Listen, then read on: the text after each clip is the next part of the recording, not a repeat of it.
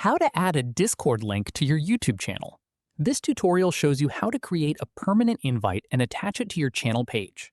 First, open the Discord app on your Android device. From there, go to the server you want to link.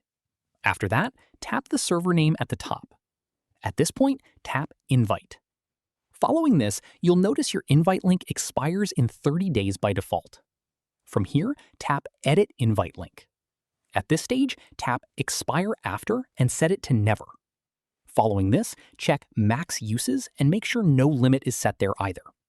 From here, tap Save at the top right. At this stage, tap Copy Link. Following this, close out of Discord. From here, open the YouTube Studio app.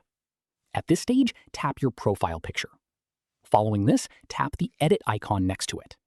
From here, scroll down to Links. At this stage, tap the edit icon again. Following this, tap Add. From here, give it a title, like Discord. At this stage, paste the copied link under URL. Following this, tap Done. From here, tap Save at the top right. Once saved, open YouTube and go to the U section at the bottom right. At this stage, tap View Channel. If your links aren't immediately visible, tap More on your channel page and you'll find your Discord link listed there.